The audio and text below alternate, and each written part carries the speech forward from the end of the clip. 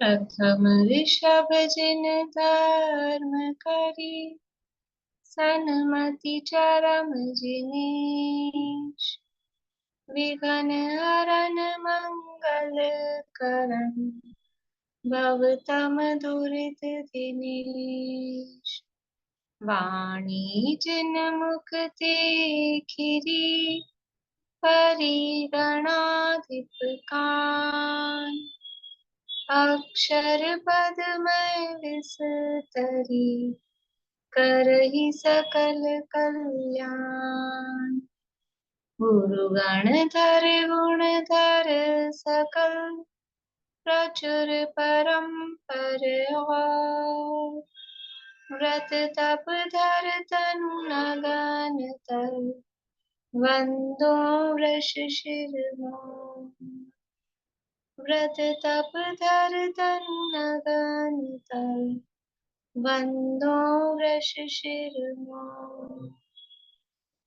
त्रिभुवन तिलयं देवं, वन्दिता त्रिभुवनिन्द परिपूज्यम्।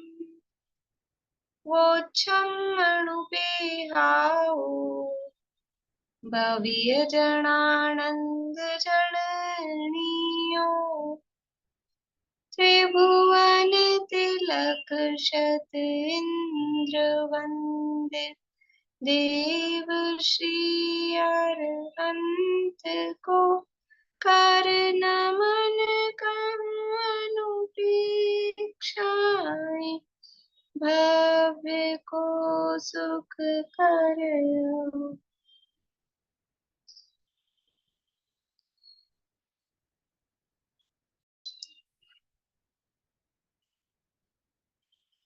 कार्तिकेय अनुप्रेक्षा नामक ये ग्रंथ है। कार्तिकेय स्वामी की भावनाएं इसमें उन्होंने व्यक्त की हैं, जिसमें लोकानुप्रेक्षा की चर्चा अपनी चल रही है। लोक का स्वरूप यहाँ बताया जा रहा है। षड्द्रव्यात्मक ये लोक है, छह द्रव्यों का स्वरूप बताया है। और अब लोक की व्यवस्था कैसी है, कारण कार्य की क्या व्यवस्था है, द्रव्य में किस तरह से काम होता है, द्रव्य की फॉर्मेशन कैसे है, द्रव्य बना हुआ कैसे है, द्रव्य में क्या क्या पार्ट्स हैं, वो सारी चर्चा अभी चल रही है। तो द्रव्य है, वस्तु है, वो तीन चीजों से मिलके बनी है, द्रव्य गुण और पर्याय। ये तीन चीजें हैं, अथवा दो के रूप में कहें तो उत्पाद व्यय और द्रव्य, और एक शब्द में कहें तो सत।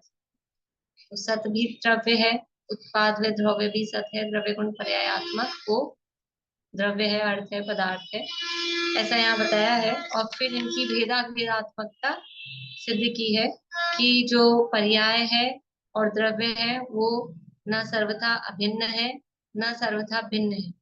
द्रव्य और गुण वो भी न सर्वथा भिन्न है, न सर्वथा अभिन्न है। और गुण और पर्याय वो भी न सर्वथा भिन्न है, न सर्वथा अभिन्न है। मतलब ये आपस में गुथे हुए हैं, मिले हुए हैं, एक वस्तु रूप है।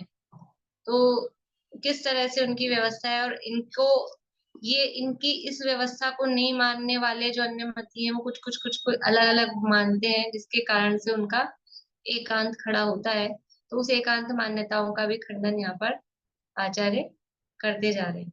अभी देखिए, जैसे द्रव्यत्व गुण किसे कहते हैं, द्रव्यत्व गुण किसे कहते हैं,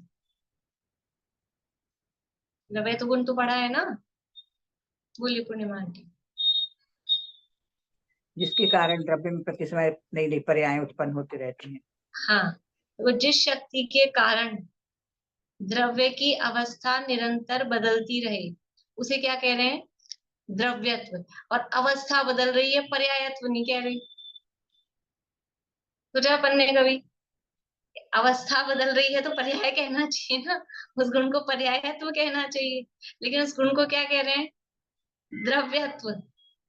मतलब द्रव्य और पर्याय सर्वथा अलग नहीं है, द्रव्य की ही पर्याय है, द्रव्य की ही अवस्था है।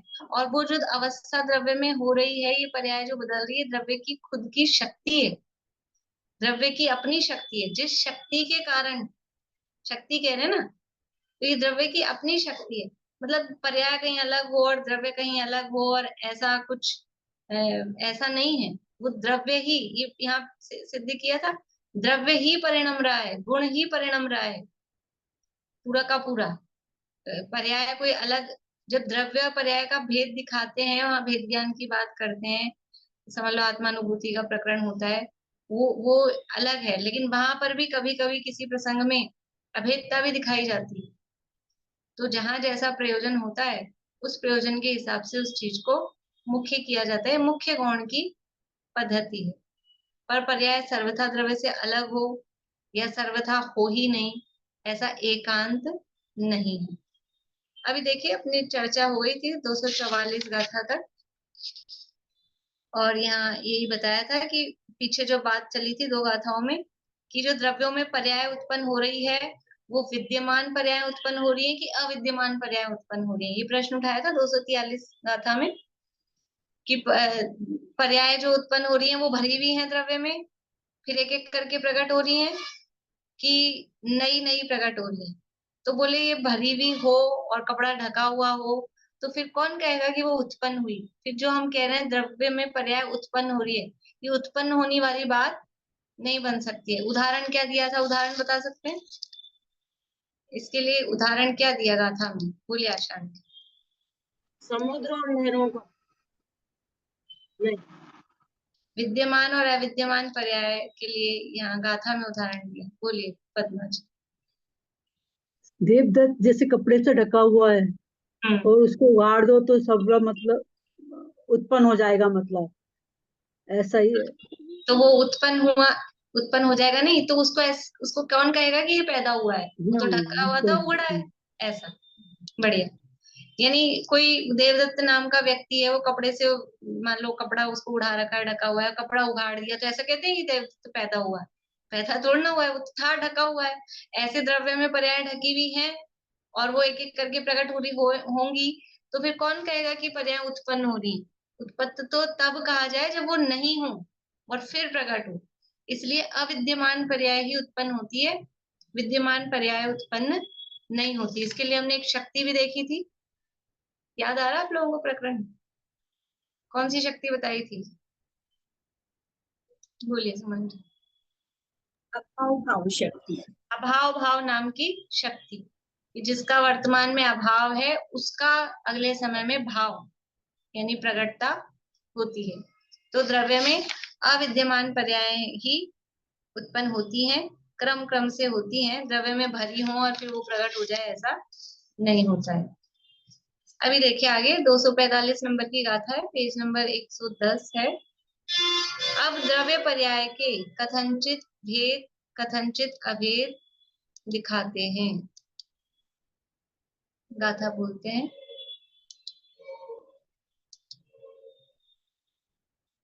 बोलेगा।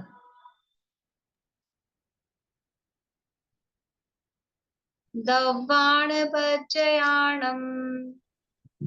दव्वाणपचयाणम्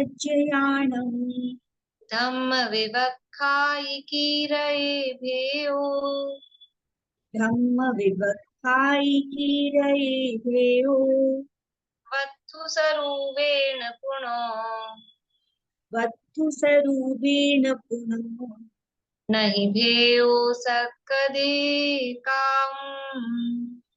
नहि भेयो सक्कदे काऊ। दव्वाणपचयाणम् धम्म विवक्षायिकीरये भेयो वत्थु सरूपेण पुनो नहि भेयो सक्कदे दव्वाणपचयाणम् धम्म विवक्षायिकीरये भेयो वत्थु स्वरूपेण पुनः नहि भेयो सक्कदे काऊ। देखिए क्या कह रहे हैं, दव्वाण पज्जयाणम, द्रव्य और पर्यायों के, धम्म विवक्षाई, धम्म यानी धर्म, विवक्षाई यानी विवक्षा, और धर्म का मतलब धर्म धर्मी, दो लेना है यहाँ पे। ये धर्म है द्रव्यों के और पर्यायों के, तो पर्याय क्या है उसका, धर्म है। तो धर्म की विवक्षा से की रहे यानी किए जाते हैं, भेव यानी भेद, वस्तु स्वरूपेण वस्तु स्वरूप से, वस्तु स्वरूप से, वास्तव में, निश्चय से, पुणो यानी पुणो इसी अर्थ में, वास्तव से, वास्तव से तो ये है, पर पुणो मतलब समझ लो ऐसा अपन बात करते हैं ना, तो जोड़ने के लिए कुछ शब्द है। पुनः या फिर न ही भेयो, न यानी नहीं, भेयो यानी भेद, सक्कदे यानी समर्थ होना, काउन यानी करने में। वस्तु स्वरूप से वास्तव में देखा जाए तो कोई उनमें भेद करने में समर्थ नहीं है।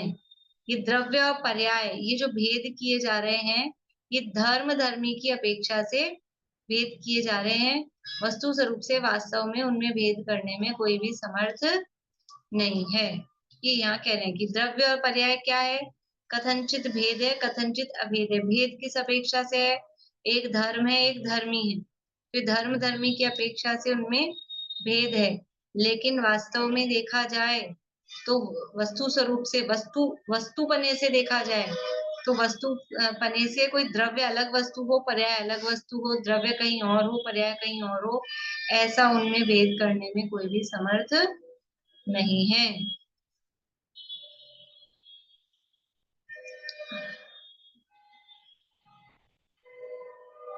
ना धर्म समझ में आया, धर्मी इस वो अपेक्षा से बोल रहे हैं। उससे उससे निकालना है। अभी बताती हूँ। ये जो बात कही गई है, ये आगे नीचे दिया न्यायिक भावार्थ में। तो जो न्यायिक हैं वो क्या मानते हैं कि कारण अलग होता है और कार्य अलग होता है, वो ऐसा मानते हैं। जो न्यायिक मत वाले हैं वो कारण और कार्य को अलग अलग मानते हैं। तो द्रव्य और पर्याय में क्या कारण है और क्या कार्य है, कारण कार्य यदि लगाएंगे द्रव्य और पर्याय में तो कौन कारण होगा, कौन कार्य होगा? द्रव्य कारण होगा और पर्याय उसका कार्य होगा। पर्याय का नाम ही कार्य है, ठीक है ना। तो ऐसा कारण कार्यपना उनमें घटित होता है। अब जैसे मिट्टी द्रव्य है, वो कारण है, और घड़ा कार्य है, ऐसा कारण कार्य। अब जो न्यायिक मत वाले हैं वो ऐसा मानते हैं कारण अलग होता है, कार्य अलग होता है, वो बिल्कुल भेद मानते हैं। तो सर्वथा भेद यदि उसमें मानेंगे तो कैसे होगा कि मिट्टी अलग ही चीज है और घड़ा अलग ही चीज है? ऐसा ऐसा सर्वथा भेद तो नहीं है। तो वहां द्रव्य है वो धर्मी, धर्मी मतलब जिसमें वो धर्म पाया जाए, पर्याय है उसका धर्म। तो जिसमें वो धर्म पाया जाए वो कहलाता है धर्मी, और जो है धर्म वो कहलाएगा धर्म। तो यह धम्म विवक्षाई, धर्म की अपेक्षा से, तो द्रव्य में जो पर्याय है वो धर्म है, धर्म की अपेक्षा से उसमें भेद किया जा सकता है। तो जब धर्म शब्द लिया है तो उसके साथ में धर्मी समझ लो गर्भित रूप से उसमें ग्रहण किया गया है, ठीक है। तो द्रव्य और पर्यायों के धर्म विवक्षाई, धर्म धर्मी की विवक्षा से भेद किया जाता है। अब समझ लो कुछ शब्द हैं तो वो टीका में इसलिए आचार्य खोलते हैं, गाथा में मान लो जो गर्भित चीजें हैं, टीका में आचार्य ने खोल के बताया कि धर्म धर्मी की विवक्षा से भेद किया जाता है, वस्तु स्वरूप से भेद करने को समर्थ नहीं है। यानी वस्तु स्वरूप से देखा जाए तो उसमें भेद नहीं है। जैसे उदाहरण से अपने को समझ में आता है, घड़ा और मिट्टी, तो ये दो अपने को दिख रहे हैं, इसलिए इस अपेक्षा से उसमें भेद है। मतलब दो शब्द भी दिख रहे हैं और मिट्टी का स्वरूप मिट्टी रूप से था, उसका आकार प्रकार बदल गया है, ऐसा करके। लेकिन वस्तु स्वरूप से वही तो मिट्टी थी, वही घड़ा रूप हुई है। और घड़ा भी क्या है, घड़ा क्या है, मिट्टी ही है ना। वस्तु स्वरूप से क्या है, मिट्टी ही है। इसलिए वस्तु स्वरूप से वास्तव में उनमें कोई भेद है नहीं, ऐसा यहाँ पर कह रहे हैं। यदि यदि वस्तु रूप से भी भेद हो, मतलब जैसे द्रव्य के बिना पर्याय और पर्याय के बिना द्रव्य, हो सकता है क्या कभी? पर्याय बिन ना द्रव्य हो, ना द्रव्य बिन पर्याय ही, दोनों अनन्य रहे सदा, यह बात श्रमणों ने कही। शायद 85 काय की गाथाएं हैं, कुन शतक में दी है। पर्याय के बिना द्रव्य नहीं हो सकता, द्रव्य के बिना पर्याय नहीं हो सकती। और यदि ऐसा माना जाए तो अभी मिट्टी के घड़े की बात समझना, मिट्टी का घड़ा मिट्टी के बिना हो सकता है क्या? मिट्टी का घड़ा, तो वो घड़ा है वो मिट्टी के बिना नहीं हो सकता है, और जो मिट्टी है वो भी किसी ना किसी अवस्था रूप होगी ही होगी। सोने में जल्दी से समझ में आ जाता है कि सोना चाहिए हमको, सोना लेना है, 2 तोला सोना चाहिए, खरीदना है, तो क्या करें कि हमको कोई आकार प्रकार नहीं चाहिए, कोई अवस्था नहीं होनी चाहिए, चूड़ी नहीं, चैन नहीं, कुंडल नहीं, अंगूठी नहीं, तो ठीक है, हम आपको सोने का बिस्किट दे देंगे। तो बिस्किट भी तो शेप है, बिस्किट शेप नहीं है क्या? अच्छा बिस्किट नहीं तो हम डली दे देंगे, तो डली भी शेप है कि नहीं है? बिस्किट नहीं है, ऐसा ही कुछ भी टेढ़ा मेढ़ा गोल मटोल कुछ भी करके डली बना के 2 तोला की आपको दे देंगे, वो भी तो एक शेप है। तो वो जो शेप है वो पर्याय है कि नहीं? सोना बिना पर्याय के मिलेगा क्या? बिना शेप के, बिना अवस्था के मिलेगा क्या? नहीं मिल सकता है। अच्छा अब वो जो शेप है सोने की, वो बिना सोने के हो सकती है क्या? कि सोना तो नहीं, अकेली अंगूठी रह गई हो, अकेली शेप रह गई हो, अकेला बिस्किट रह गया हो, ऐसा नहीं हो सकता। द्रव्य के बिना पर्याय नहीं हो सकती, पर्याय के बिना द्रव्य नहीं हो सकता, दोनों आपस में अनन्य है। अनन्य, अनन्य मतलब अन्य अन्य नहीं है। लेकिन ये न्यायिक मत वाले हैं, वो द्रव्य को अलग पर्याय को अलग ऐसा भेद मानते हैं। इसलिए गाथा यहाँ पर लिखी है कि द्रव्य और पर्यायों में धर्म धर्मी की अपेक्षा से भेद किया जा सकता है कि ये द्रव्य है, समझ लो वो व्यापक है, पर्याय उसमें व्याप्य है। वो अपने शब्दों में कहे तो द्रव्य बड़ी चीज है, पर्याय उसका छोटा एक एक पार्ट है, ऐसा अपने समझने के लिए अपन शब्द कह सकते हैं। वो व्याप्य व्यापक उसमें है, लेकिन ऐसा नहीं है कि सर्वथा ही अलग हो। समुद्र की, समुद्र में से पानी की एक बूंद निकाली, वो पानी की एक बूंद समुद्र है कि असमुद्र है? समुद्र में से पानी की एक बूंद निकाली, अब उसको ना समुद्र कह सकते हैं ना असमुद्र कह सकते हैं, क्योंकि ये एक बूंद को ही समुद्र कहेंगे तो लो यही समुद्र है, फिर बाकी उस समुद्र का क्या होगा? लेकिन उसको हम समुद्र नहीं है ऐसा भी नहीं कह सकते, क्योंकि बूंद बूंद बूंद बूंद मिलके ही तो पूरा एक जल का समूह समुद्र है। ऐसे ही पानी की लहर, समुद्र में जो पानी की लहर आई वो क्या है? उदाहरणों से ही समझ में आती है चीज अपने को, क्योंकि वैसे अपने को द्रव्य और पर्याय का संबंध इतना समझ में नहीं आता। लेकिन जो समुद्र में पानी की लहर आई वो क्या सर्वथा उससे अलग है कि सर्वथा उसी रूप है? कि सर्वथा अलग भी नहीं है और सर्वथा, वरना अलग कैसे कहेंगे हम? ये लहर, लहर रूप में कुछ अलग दिख रहा है इसलिए कथनचित भिन्न भी है, लेकिन वो बनी भी किससे है? उसमें ढूंढो आप, क्या मिलेगा? लहर में हाथ डाल के देखो, वो पानी के अलावा क्या मिलने वाला है? वो पानी ही है, समुद्र ही है। इस तरह से द्रव्य और पर्यायों के धर्म धर्मी की विवक्षा से भेद किया जाता है, वस्तु रूप से उनमें भेद करने में समर्थ नहीं है। अब ये न्यायिक मानते हैं कि कार्य अलग होता है और कारण अलग होता है, वो सर्वथा उनको भिन्न मानते हैं, लेकिन वास्तव में ऐसा नहीं होता। तो इसलिए उनकी मान्यता का खंडन, मतलब अपने को तो प्रैक्टिकली समझ में आ रहा है, अब उनको क्यों नहीं समझ में आता है? जबकि इतना तर्क वितर्क करते हैं फिर भी वो ऐसी बातें करते हैं तो ऐसा लगता है कि क्या बात है, समझ में क्यों नहीं आती? साफ साफ दिख रही है, कारण अलग और कार्य अलग, ऐसा होता नहीं है। मैम इसका मतलब यही हुआ ना कि दोनों का एक दूसरे के बिना कोई अस्तित्व नहीं है, द्रव्य का पर्याय के बिना और हाँ पर्याय का द्रव्य के हाँ बिना। हाँ और मैम इसका ये 218 नंबर की गाथा भी है ना, सव्वाण दव्वाणम हाँ, जो पीछे भी आई। उवयारो, हाँ, सव्वाणम दव्वाणम जो उवयारो हवे अण्णोनम सोचिए कारण भावो हवदिहु सहयारी भावेन। ये वाली इसकी ये तो गाथा है। द्रव्यों के परस्पर उपकार की बात है, ये वाली बात नहीं है। लेकिन पीछे अच्छा वो द्रव्य और पर्याय के अनन्यत्व की और ये बात आई थी ना, द्रव्य और पर्याय में और गुण और द्रव्य में, वो वाली गाथा पीछे आई थी। अच्छा। ये तो अलग है।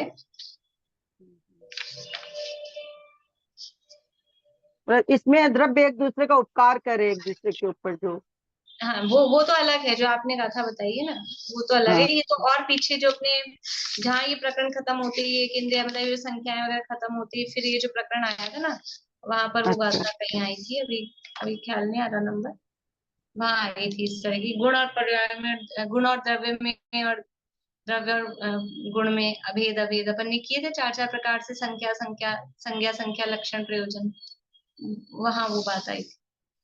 देखिए अब आगे, द्रव्य और पर्याय के सर्वथा भेद जो मानते हैं उनका दोष बता रहे हैं। जो सर्वथा इनको अलग मानते हैं उसका दोष बताते हैं।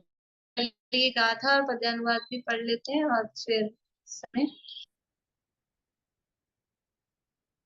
आवाज आ रही है आप लोग?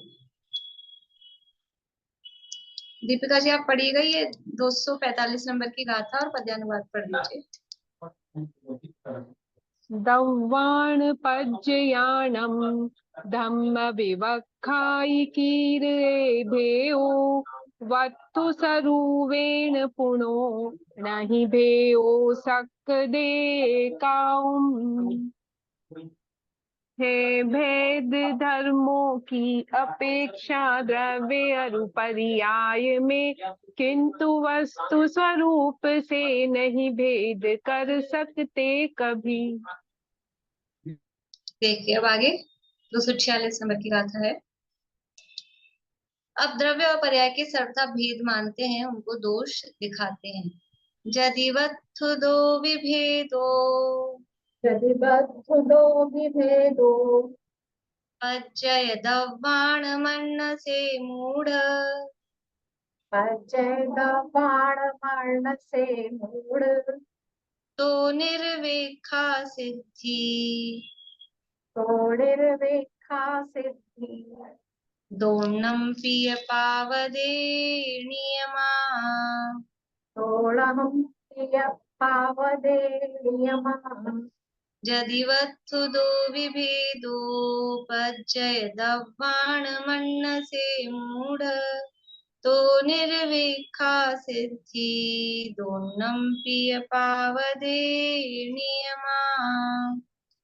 यदि बद्धो विभेदो पच्चय बाण मर्ण से मूढ़, निर्वेखा सिद्धि, रोहणम प्रिय पावदे नियमा। यदि वत्थुदो विभेदो, यदि वत्थुदो यानी वस्तु स्वरूप से वास्तव में, विभेदो उसमें भेद, विभेद यानी उसमें भेद ऐसा मानते हो या हो, पज्जय दव्वाण पर्याय और द्रव्य में, मन्न से यानी मानते हो मूढ़, वो मूर्ख है, या हे मूढ़, यदि वास्तव में ही पर्याय और द्रव्य में भेद मानते हैं, तो निर्वेखा सिद्धि,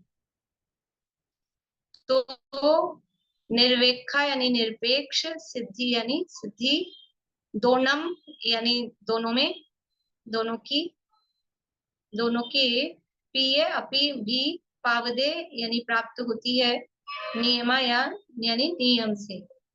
यानी यदि वस्तु स्वरूप से द्रव्य और पर्याय में बिल्कुल भेद मानता है हे मूढ़, तो फिर दोनों की अलग अलग निरपेक्ष सिद्धि नियम से सिद्ध होती है, दोनों निरपेक्ष वस्तु सिद्ध होती हैं। देखिए अन्वय अर्थ पढ़ते हैं। द्रव्य पर्याय के भेद मानता है उसको कहते हैं कि हे मूढ़, यदि तू पज्जय दव्वाण द्रव्य और पर्याय के वत्थु विभेदो वस्तु स्वरूप से भी भेद मानता है, तो दोनम पिय द्रव्य और पर्याय दोनों के निर्वेखा सिद्धि, निरपेक्ष सिद्धि नियम से प्राप्त होती है। यानी द्रव्य और पर्याय भिन्न भिन्न वस्तुएं सिद्ध होती हैं, धर्म धर्मीपना सिद्ध नहीं होता है। ये दोनों बिल्कुल अलग अलग वस्तुएं सिद्ध हो जाएंगी। कि द्रव्य अलग हो और पर्याय अलग हो तो इसमें धर्म धर्मीपना सिद्ध नहीं होगा, दो अलग अलग वस्तुएं सिद्ध हो जाएंगी। जैसे देखो, धर्म का मतलब होता है गुण, गुण को सामान्य रूप से अपन गुण को धर्म कह सकते हैं, गुण स्वभाव धर्म। तो जैसे अग्नि और उष्णता, यद्यपि यहाँ पर्याय की बात चल रही है लेकिन अपन उसको उससे समझ लें एक बार समझने के लिए। चीनी और मिठास एक है कि अलग अलग है? अग्नि और उष्णता, चीनी और मिठास, मतलब अग्नि में जो उष्णता है, चीनी में जो मिठास है, पानी में जो शीतलता है, ये एक ही है कि अलग अलग है? एक ही कह रहे हैं सब, एक ही है। अगर सर्वथा एक है तो हम दो नाम क्यों कह रहे हैं? सर्वथा एक ही है तो हम दो क्यों कह रहे हैं, चीनी और मिठास? देखो, वस्तु स्वरूप से एक ही है, बिना चीनी के मिठास नहीं है, बिना मिठास के चीनी नहीं है, लेकिन सर्वथा एक भी नहीं है, क्योंकि चीनी है वो बड़ी चीज है, बड़ी बड़ी का मतलब समझ रहे हैं, साइज वाला बड़ा नहीं, व्यापक है। चीनी में मिठास के अलावा और भी गुण है, चीनी में अकेली मिठास ही नहीं है, चीनी में सफेदी भी है, भारीपन भी है, स्पर्श भी है, रस तो हो गया, मिठास है, वर्ण हो गया, सफेद है, ठीक है ना। तो चीनी में और भी गुण है, उसमें से मिठास एक विशेष गुण है उसका। तो यद्यपि चीनी और मिठास एक ही दिखाई दे रहे हैं, कि ये मिठास है वो चीनी का धर्म है, और चीनी है वो धर्म जिसमें पाया जा रहा है उसको कहते हैं धर्मी। चीनी है धर्मी और मिठास है उसका धर्म। तो यदि धर्म और धर्मी को सर्वथा अलग मान रहे हैं, ये मिठास अलग, चीनी अलग, तो फिर दो पदार्थ अलग अलग हो जाएंगे, दो वस्तुएं अलग अलग हो जाएगी। तो फिर वो जो मिठास नाम की वस्तु है, वस्तु किसे कहते हैं? वस्तु मतलब द्रव्य। द्रव्य किसे कहते हैं? द्रव्य किसे कहते हैं? चित्रा जी आपको पता है द्रव्य किसे कहते हैं?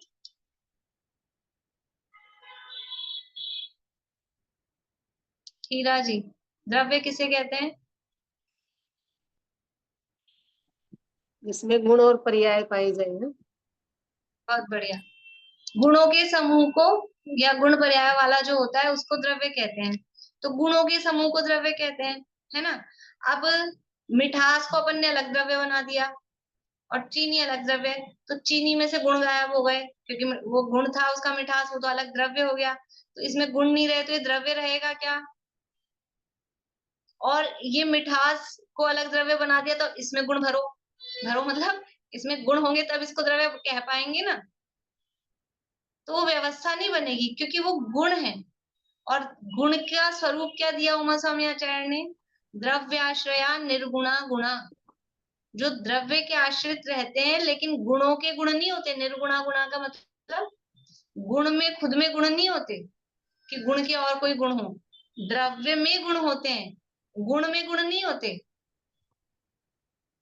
ठीक है ना। जैसे समझ लीजिए कि ये है, इसका गुण है पीला, पीला एक गुण है, रंग वर्ण है, तो पीला को हमने गुण माना। तो ये रुमाल का गुण है पीला। अब पीले का गुण बताओ, पीले का क्या गुण होगा? पीला है, रुमाल का गुण है, पीले का गुण, गुण का गुण नहीं होगा, निर्गुणा गुणा। तो वो जो मिठास है वो तो गुण है, और गुण को अलग से द्रव्य बना दिया तो वो द्रव्य तब बनेगा जब उसमें खुद में गुण हो, लेकिन उसमें गुण होते नहीं है। तो एक्चुअल में उनकी वो मान्यता बनती नहीं, सिद्धि नहीं होती, यदि वो ऐसे कारण कार्य को अलग अलग मान रहे हैं। कारण कार्य को मतलब द्रव्य को अलग, पर्याय को अलग, द्रव्य और पर्याय को अलग अलग मान रहे हैं, सर्वथा ही अलग अलग दो द्रव्य मान रहे हैं, तो बोल रहे दोनों की निरपेक्ष सिद्धि होती है। फिर तो मिट्टी के बिना घड़ा बन जाएगा, मिट्टी का घड़ा बिना मिट्टी के बनेगा, क्योंकि वो पर्याय है घड़ा, और पर्याय अलग है, मिट्टी अलग है। बिना मिट्टी के मिट्टी का घड़ा, मैं मिट्टी का घड़ा इसलिए बोल रही हूँ क्योंकि आप कह दोगे कि हम तो पीतल का बना देंगे, स्टील का बना देंगे, चांदी का बना देंगे, वो नहीं, मिट्टी के अभी उसकी बात चल रही है। तो बिना मिट्टी के भी मिट्टी का घड़ा बन जाएगा क्या? नहीं बन सकता है। तो ऐसे द्रव्य और पर्याय सर्वथा निरपेक्ष, बिल्कुल अलग अलग हो ऐसा नहीं है, पर वो ऐसा मानते हैं कि मान्यता ही तुम्हारी, सोचो तो सही, विचारो तो सही, विचार करने पर वो मान्यता बिल्कुल भी सिद्ध नहीं होती। तो द्रव्य पर्याय के भेद मानता है उसको कहते हैं कि यदि तू द्रव्य और पर्याय की वस्तु से भी भेद मानता है तो दोनों, तो द्रव्य और पर्याय दोनों के निरपेक्ष सिद्धि नियम से प्राप्त होती है। द्रव्य पर्याय भिन्न भिन्न वस्तुएं सिद्ध होती हैं, धर्म धर्मीपना सिद्ध नहीं होता, इसलिए ऐसा मानना वो ठीक नहीं है। समझ में आ गई बात? द्रव्य और पर्याय सर्वथा अलग नहीं होती हैं, ये बात यहाँ पर बताई है। अब आगे, ये तो न्यायिक मत का खंडन किया। अब आगे जो बौद्धों में विज्ञान अद्वैतवादी होते हैं, बौद्धमती, ये सब प्रकरण वही चल रहा है, पीछे से आपको बताती आ रही हूँ। तो अलग अलग मत वाला आप चाहें तो लिख लीजिए नाम वाले ही, जैसे दिया भी है उसमें, भावार्थ में दिया था, कोई न्यायिक धर्म, न्यायिक आदि धर्म धर्मी के सर्वथा भेद मानते हैं। तो 2 गाथाएं न्यायिक मत के खंडन में थी। अब जो विज्ञान को ही अद्वैत कहते हैं और बाह्य पदार्थ को नहीं मानते हैं, उनका दोष बताते हैं। बौद्धों में अलग अलग तरह की मान्यता वाले हैं, अपने को तो ज्यादा, जैसे उनके लिए जैन, वो कहेंगे जैन, तो वो समझते हैं जैन एक, लेकिन जैनों में भी अलग अलग मान्यताएं चलती है, अलग अलग पक्ष भी हैं, भेद प्रभेद भी हैं। तो भेद प्रभेद इसीलिए है कि उनकी थोड़ी थोड़ी मान्यताओं में अंतर है। वैसे बौद्धों में भी अलग अलग मान्यता वाले हैं। तो एक है विज्ञान अद्वैतवादी, अभी और अगले 2 गाथाओं बाद आएगा शून्यवादी। तो विज्ञान अद्वैतवादी वाले क्या मानते हैं कि वो बोलते हैं बाहर में कोई वस्तु नहीं है। वो ऐसा मानते हैं, विज्ञान मतलब ज्ञान, विज्ञान का मतलब साइंस वाला विज्ञान नहीं, विज्ञान का मतलब ज्ञान, और ज्ञान ही अद्वैत मतलब बस एक ज्ञान ही है, उसके अलावा कोई दूसरा नहीं है। अद्वैत मतलब दूसरा नहीं, अद्वैत, द्वैत यानी दो, अद्वैत यानी दो पना नहीं है, मतलब एक विज्ञान ही, ज्ञान ही है जो कुछ भी दुनिया में। ये बाहर में हमको दिख रहा है, कुर्सी, टेबल, पुस्तक, घट पट, ये कुछ भी नहीं है। जो भी है बस ज्ञान ही है। फिर ये पदार्थ कहाँ से दिख रहे हैं आपको? ये दिख तो रहे हैं हमको। आप कह रहे हो कि ज्ञान ही ज्ञान है, तो ये हमको दिख कहाँ से रहे हैं? तो बोलते हैं कि ये तो हमारी अनादिकाल की कोई वासना चली आ रही, वासना से दिखते हैं। वो वासना शब्द उसके लिए कहते हैं कि वासना के कारण ये पदार्थ दिख रहे हैं, लेकिन वास्तव में तो क्या है? ज्ञान ही ज्ञान है, ज्ञान ही ज्ञान है, ऐसा उनकी मान्यता है। ठीक है, अब वो उनकी उस मान्यता का यहाँ मान्यता में दोष बताते हुए गाथा कह रहे हैं। गाथा नंबर है 247, गाथा पढ़ते हैं। नीता आंटी आप हैं फ्री, पढ़ेंगे?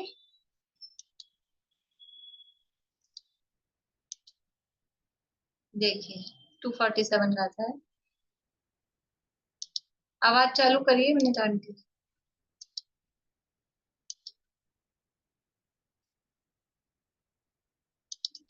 यदि सर्वमेव नाणम, मैं अभी किताब निकाल रही हूँ बस एकदम। अच्छा चलिए, तो फिर आप अगली बोलिएगा। नहीं, बोलो गाथा नंबर कौन सी है? 247, 57। 47, 101 नंबर, 110 नंबर पेज है। ठीक है जी, ठीक है, हो गया। यदि सर्वमेव नाणम, नानारूवे हि सन्निधम् एकम्, नानारूहे संठितम एकम, तोणवि किमपि विनेयम्, तोर्णविकिम्पि विनेयम, नेयेन विना कहं नाणम्, नेयेन विना कहम नाणम। यदि सर्वमेव नाणम् नानारूवे हि सन्निधम् एकम्, तोणवि किमपि विनेयम्, नेयेन विना कहं नाणम्।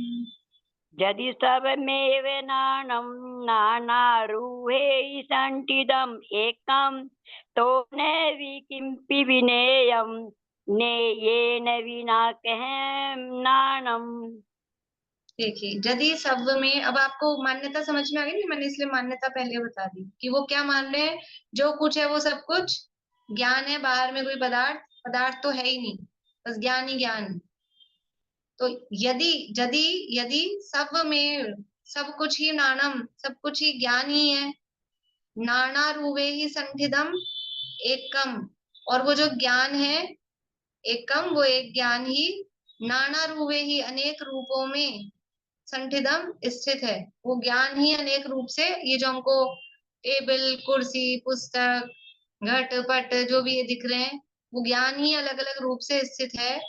तो न भी किमपि विनेयम, तो फिर विनयम यानी कि यदि तो न भी यानी भी, किम यानी क्या, विनयम यानी गे रूप से कुछ भी नहीं है ऐसा, तो फिर गे रूप से कुछ भी नहीं है। और नेयण बिना कहम नाणम, तो नेयण यानी गे के बिना, कहम यानी किस प्रकार से, नाणम यानी ज्ञान होगा। यदि सब कुछ ही ज्ञान है और वो ज्ञान ही अलग अलग रूप से स्थित है, तो फिर कुछ भी गे नहीं है। तो न विकिम्पि विनयम, तो फिर गे तो कुछ भी सिद्ध नहीं हो रहा है, तो और गे के बिना ज्ञान कैसे हो सकता है। देखिए अन्वयार्थ, यदि सब वस्तुएं एक ज्ञान ही है, वह ही अनेक रूपों से स्थित है, यदि ऐसा माना जाए तो गे कुछ भी सिद्ध नहीं होता है, और गे के बिना ज्ञान कैसे सिद्ध हो। देखो, ज्ञान कहते ही किसे हैं, ज्ञान किसे कहते हैं? ज्ञान की परिभाषा ऐसे दी है, जो जानता है, जिसके द्वारा जाना जाता है, और ज्ञान जानना मात्र, ऐसे अलग अलग करण साधन कर्तृ साधन से सर्वार्थ परिभाषा दी। तो जो जानता है वो ज्ञान है। तो जानता है तो जानने का विषय तो होगा ना कुछ, किसको जानता है? ज्ञान जिसको जानता है उसे गे कहते हैं। और ज्ञान किसे कहते हैं? जो गे को जानता है।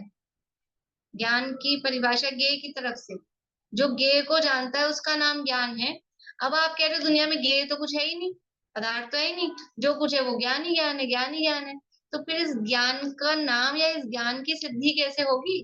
क्योंकि ज्ञान कहते ही उसे है जो गे को जानता है, और आप कह रहे हो गे तो दुनिया में कुछ है ही नहीं, सब कुछ ज्ञान ही ज्ञान है। तो सब कुछ ज्ञान ही ज्ञान है, तो फिर ज्ञान भी नहीं बचेगा आपका। अगर गे को नहीं मानेंगे तो ज्ञान भी खत्म है, क्योंकि ज्ञान को ज्ञान नाम वो गे की तरफ से दिया गया है। ज्ञान को ज्ञान नाम गे की तरफ से दिया गया है, ये बात अलग है। अब ये दो प्रकार के हैं, एक परगेक और एक स्वगेक। स्व भी तो गे है, वो अलग विषय है। लेकिन अभी तो न्याय की बात चल रही है, वो अध्यात्म का विषय है, समझ।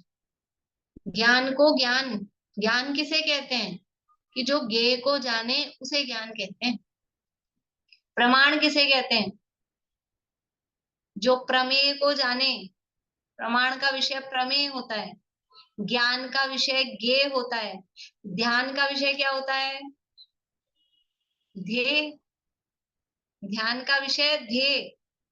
ध्यान कब होगा? जब कोई ध्येय होगा तब ध्यान होगा ना। समझ में आ रही बात? ध्यान करो साहब, ध्यान करो। हमारी लड़की को कहोगे अपने पति का ध्यान कर, ना कोई बात चल रही है, ना कोई पक्की हुई है, ना कोई शादी हुई, ना सगाई हुई, अब कहा तो ध्यान कर। ये कहाँ से करूं? ध्येय तो बताओ। तो ध्येय का ध्यान होता है। ऐसे ही ज्ञान, तो ज्ञान किसका होगा, कैसे होगा? गे तो बताओ। गे तो नहीं साहब दुनिया में, तो फिर तुम्हारी मान्यता चौपट है, सब गड़बड़ है मामला। बिना गे के ज्ञान हो नहीं सकता। ठीक है, ऐसी उनकी मान्यता है, उस मान्यता का यहाँ खंडन किया है। देखिए भावार्थ, विज्ञान अद्वैतवादी बौद्ध मती कहते हैं कि ज्ञान मात्र ही तत्व है, वह ही अनेक रूप स्थित है। उसको कहते हैं कि यदि ज्ञान मात्र ही है तो गे कुछ भी नहीं है, और गे नहीं है तब ज्ञान कैसे कहा जाए? गे को जानता है वह ज्ञान कहलाता है, गे के बिना ज्ञान नहीं होता। देखो अभी यहाँ कह रहे हैं गे के बिना ज्ञान नहीं होता, और कहीं अध्यात्म में ये भी कहेंगे गे से ज्ञान नहीं होता। गे से ज्ञान नहीं होता, ज्ञान ज्ञान से ही होता है, लेकिन फिर भी वो ज्ञान का विषय तो कुछ ना कुछ होता है। इसलिए मैं वो वाली बात भी बार बार मेरे सामने रख रही हूँ कि वो ख्याल में है, लेकिन अभी यहाँ ये प्रकरण चल रहा है, अभी यहाँ ये प्रकरण चल रहा है, अभी उनका खंडन करना है, उनकी क्योंकि मान्यता गलत है, और वहां वो प्रकरण वो अलग है, अध्यात्म वाला प्रकरण। और यही बौद्ध, ये तो एक विज्ञान अद्वैतवादी है, इन्हीं में कुछ मान्यता वाले ऐसे हैं, वो ऐसा मानते हैं गे से ज्ञान होता है, बौद्ध मत में। वो ज्ञेय से ज्ञान मानते हैं। और ऐसा भी मानते हैं इंद्रियों से ज्ञान होता है, प्रकाश से ज्ञान होता है। ये वो जो है ना, आलोक ज्ञान का कारण है, इंद्रिय से ज्ञान उपजता है, यह मान रहा था पर क्यों कर जड़ चेतन सर्जन करता है। वो जो लाइनें दी है ना वहाँ पूजा में, वो बौद्धों की मान्यता थी। वो बौद्ध ऐसा मानते हैं। तो वो मान्यता भी गलत है कि ज्ञेय से ज्ञान होता है। ज्ञेय से ज्ञान नहीं होता है, ज्ञान तो ज्ञान से ही होता है। परीक्षा मुख में उसके लिए सूत्र दिया है कि ज्ञेय से ज्ञान होता है। अब मेरे यहाँ बाल, पंखा चल रहा है, बाल उड़ उड़ के बार बार में आ रहा है, मुझे क्या लग रहा है, उसमें शब्द दिया केशोंडुक ज्ञान में, लगता है मच्छर आ रहा है, मच्छर आ रहा है, मच्छर आ रहा है। ऐसा लगता है कभी कभी बाल बार बार में हिलता है, लगता है चींटी चल रही है क्या, चींटी चल रही है क्या। तो ज्ञेय से ज्ञान हुआ क्या, वस्तु तो थी नहीं वहां पे। ज्ञान अपने आप से ही होता है, लिखा होता है कुछ और हम पढ़ते हैं कुछ और सोचते हैं हम वही। लिखा है घट और हमने पढ़ लिया पट, और हम पट के हिसाब से ही सोच रहे हैं। तो ज्ञेय तो घट था ना। तो ज्ञेय से ज्ञान नहीं होता, ज्ञान अपने से ही होता है, लेकिन फिर भी सामने कुछ तो होता है, ज्ञान का विषय तो कुछ होता है। या उसकी बात चल रही है कि ज्ञान कहते किसे हैं, कि ज्ञान का विषय जो होता है उसको ज्ञेय कहते हैं, और ज्ञेय को जानने वाले को ज्ञान कहते हैं। तो यदि आप ज्ञेयों का सर्वथा ही निषेध कर दोगे कि दुनिया में ज्ञेय है ही नहीं, पदार्थ कोई है ही नहीं, पदार्थ नहीं है, वस्तुभूत, मतलब यहाँ पदार्थ की बात, वस्तुभूत कोई चीज नहीं है। ये जो हमको सब दिख रहा है ना, तो अपना ज्ञान ही दिखता, भ्रम है, अनादि वासना अपनी ऐसी चली आ रही है, ऐसी मान्यता। तो ऐसा नहीं है, फिजिकल वस्तुएं है दुनिया में, वो फिजिकल वस्तुएं नहीं मानती, बस ये सब ज्ञान ज्ञान ज्ञान ऐसा है। ऐसा नहीं है, वो यहाँ पर कह रहे हैं। तो कौन से थे ये, विज्ञान अद्वैतवादी। ये विज्ञान अद्वैतवादी बौद्ध मती इस तरह का मानते हैं। देखिए, और एक और गाथा इसी के लिए दे रहे हैं आगे, बोलिए रेणु। मैम इसका जो शक्ति ना सर्वगत सर्वगत नहीं, ये मान इसमें आएगी क्या? जो गेन बाहरी पदार्थों का ज्ञान के अंदर गेन नहीं घुसता है, ये वाला चीज आएगा क्या इसमें? नहीं, अभी वो घुसने वाली बात नहीं है, अभी तो खाली जानने वाली बात। शून्य ने और वो कह रहे हैं आप, लेकिन अभी घुसने वाली बात नहीं है, लेकिन बस जानने की बात है, केवल ज्ञान शक्ति की बात। चलिए चित्रा जी आप पढ़िएगा गाथा पीछे। घड़पड़ जड़ दवाणी, घड़पड़ जड़ दवाणी, नेय सरुवाणी सुप्रसिद्धाणी, ईणेय सरुवाणी सुप्रसिद्धानि, प्राणं जाने द्विजदो, नाणं जाने द्विजदो, अप्पादो भिन्न रूपाणि, अप्पादो भिन्न रूपाणि, घड़पड़ जड़ दवाणी, नेय सरुवाणी सुप्रसिद्धानि, प्राणं जाने द्विजदो, अप्पादो भिन्न रूपाणि। घड़पड़ जड़ दवाणी, ईणेय सरुवाणि सुप्रसिद्धानि, नाणं जाने द्विजदो, अप्पादो भिन्न रूपाणि। देखिए, घड़ पड़ जड़ दवाणी, घड़ यानी घट घड़ा, पड़ यानी पट वस्त्र, ये जो जड़ द्रव्य हैं, पुद्गल द्रव्य हैं।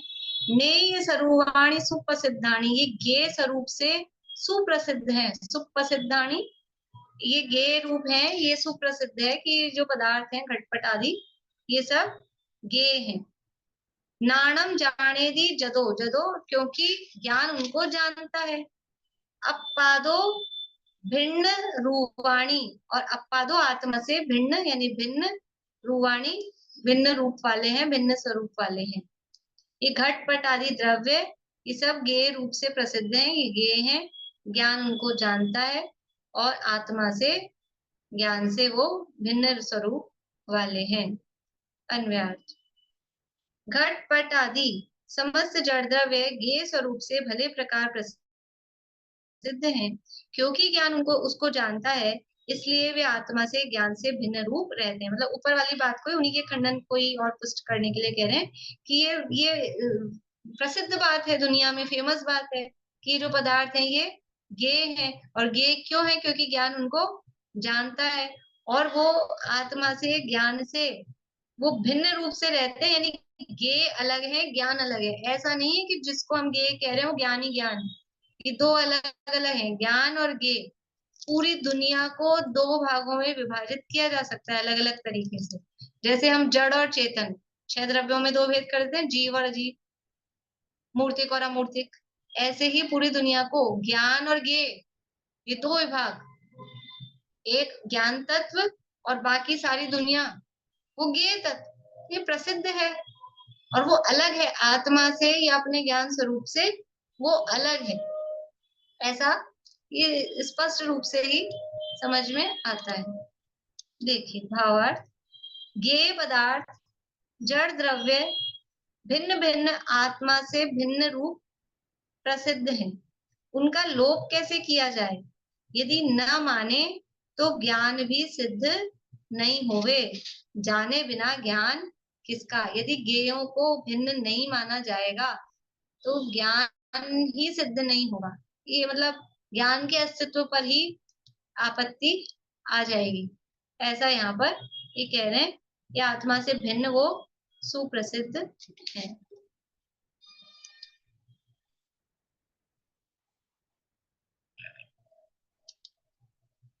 देखिए गाथा और पद्यानुवाद पढ़ लेते हैं एक बार। निशा जी आप पढ़िए।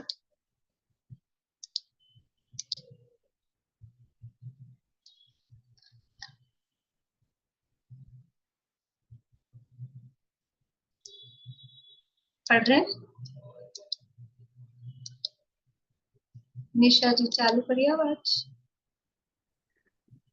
घड़ घड़ पड़ जड़ दवाणी हीने स्वरूपाणि सुप्रसिद्धानि नाणं जाने दिजदो अपादो भिन्न रूपाणि घटपटादिक द्रव्य जड़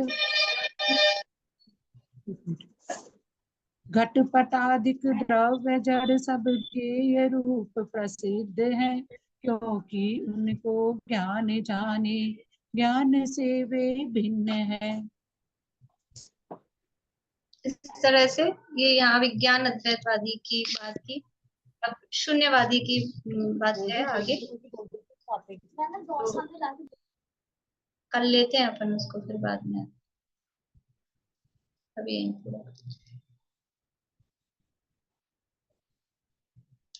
बोलिए। मैम आपने वो एक वैराग्य शतक का लिखा है। हाँ हाँ, अच्छा याद दिला दिया आपने। तो वो उसमें वो आप आगे पढ़ाएंगे या है ना, ये वैसे ही एक मतलब उनका कलेक्शन है उनके हाँ, वैराग्य शतक में? वो ब्रह्मचारी रविंद्र जी के जो पाठ है, कभी कभी अपन कोटेशन, और अभी जो अपन जैसे ये बोल रहे हैं मेरा सहज जीवन बोला था अभी लास्ट में, ये जो बोल रहे हैं सब उन्हीं के रचित हैं। तो वो सारे पाठों का संग्रह वो वैराग्य पाठ संग्रह में है। पढ़ाने वाली नहीं हूँ, पर जैसे अभी होना चाहिए कलेक्शन। सामायिक की आप चिंतन के लिए कर सकते हैं, उस समय कर सकते हैं। तो भाई साहब की जो भाई साहब अपने आते हैं क्लास में, उनकी भावना हुई कि सबको भेंट दिया जाए।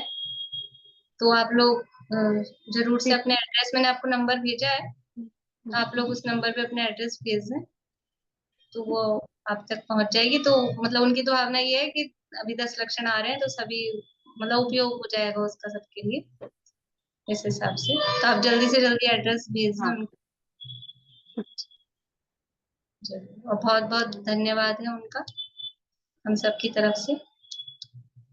बोलिए आशांति। मैं ऐसे बोल रही हूँ, प्राकृत भाषा में नए शब्द सब दोनों में यूज किया गया है नए, और जबकि हिंदी में ये कहीं है ही नहीं, है ना? हिंदी में तो हाँ ये नए नए खाली बोलते हैं। ये न जो होता है ना, नल वाला न, वो प्राकृत में होता नहीं है, ये न ही होता है। हाँ, हर दोनों में नए शब्द है, हर एक। मतलब वो तो लैंग्वेज जब पढ़ते हैं ना तो कुछ कुछ जैसे श नहीं होगा, सही मिलेगा सड़क वाला, न तो हर दुए में, न तो हर एक उसमें ही है, सब में है न।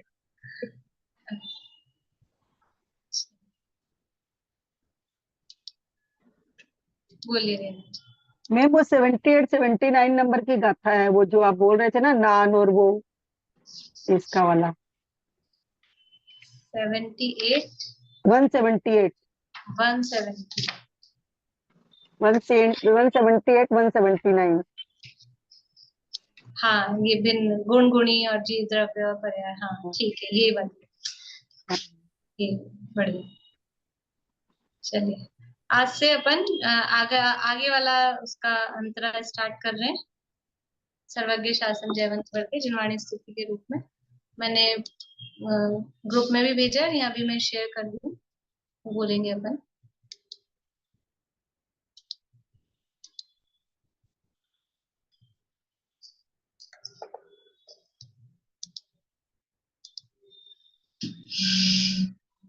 अभ्यास हो तत्व का ही निरंतर, संशय विपर्य अरे दूर भागे। जिनागम पढ़े और पढ़ावे सभी को, सदा ज्ञान दीपक सुजलता हो आगे। जिन आज्ञा हो शीश पर नित हमारे, समाधान हो ज्ञानमय सुखकारी। गुरुवर का गौरव सदा हो हृदय में, वही ज्ञान धारा सुआनंदकारी। सर्वज्ञ शासन जयवंत वर्ते, निर्ग्रंथ शासन जयवंत वर्ते।